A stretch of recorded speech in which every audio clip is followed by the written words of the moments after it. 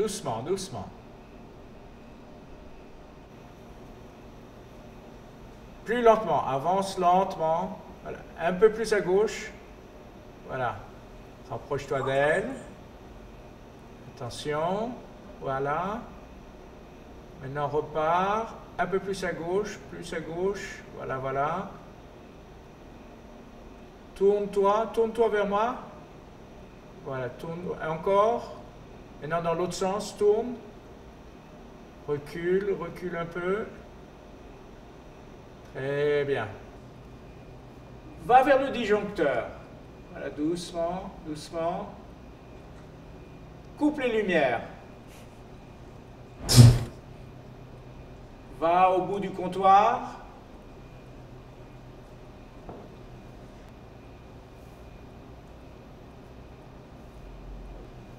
Pose le bijou. Voilà, très bien. Merci. Ok, coupé. Vous avez derrière moi une salle de réalité virtuelle qui va nous servir à expérimenter les résultats en interaction. L'acteur est mis en interaction directe avec les effets spéciaux, interaction bidirectionnelle, et le réalisateur contrôle aussi ce qui se passe dans l'environnement. L'INSA de Rennes est une école d'ingénieurs située sur le campus de Beaulieu où nous nous trouvons. Les enseignants-chercheurs de l'INSA contribuent en recherche, en particulier dans des laboratoires, et en ce qui nous concerne, c'est le laboratoire IRISA, un laboratoire commun avec le CNRS, l'INRIA et d'autres partenaires de recherche. Les chercheurs travaillent dans une équipe de recherche qui s'appelle Hybride, dont le sujet traite de réalité virtuelle et d'interaction 3D. Et en l'occurrence, on va s'intéresser à l'introduction de la réalité virtuelle dans le domaine industriel. On s'intéresse aussi à la formation, par exemple, dans le domaine médical ou à des applications telles que l'archéologie.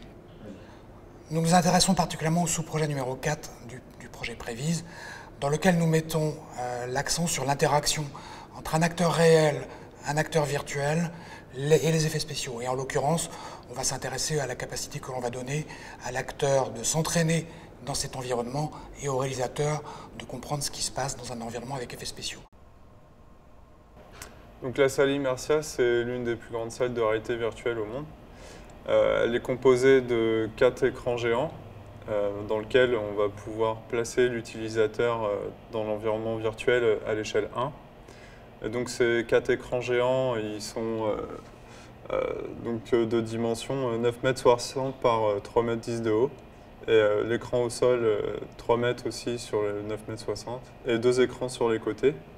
Et donc il y a de la vidéoprojection par l'arrière qui permet que l'ombre de l'utilisateur ne soit pas projetée à l'intérieur de la salle.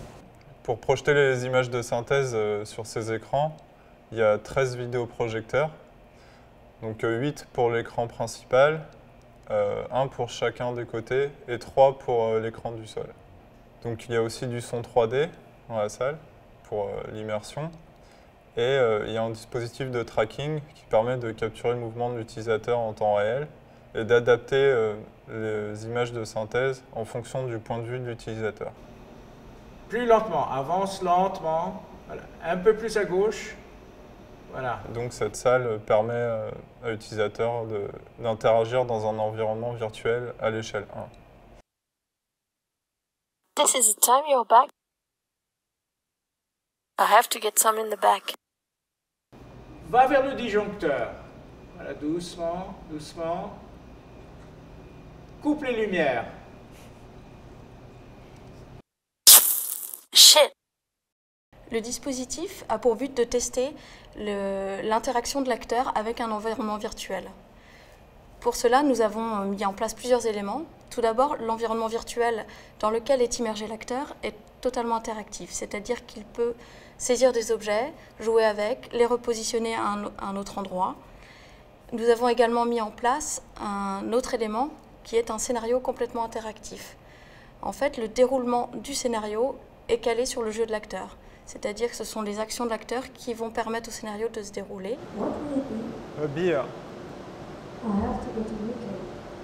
Ici, on a par exemple un scénario où l'acteur doit s'avancer vers la serveuse, lui dire ce qu'il veut boire, et ensuite la serveuse disparaît dans la réserve et un tigron intervient. Le voici. Une fois que le tigron est positionné sur le bar, l'acteur peut prendre une pomme, la positionner dans une zone qui est ici marquée en rouge clignotant. Ensuite, le tigron va venir saisir la pomme et l'acteur peut la reprendre dans la gueule du tigron, ce qui déclenche le fait que le tigron s'échappe. Très bien, s'il te plaît. Merci. Oh, j'ai coupé.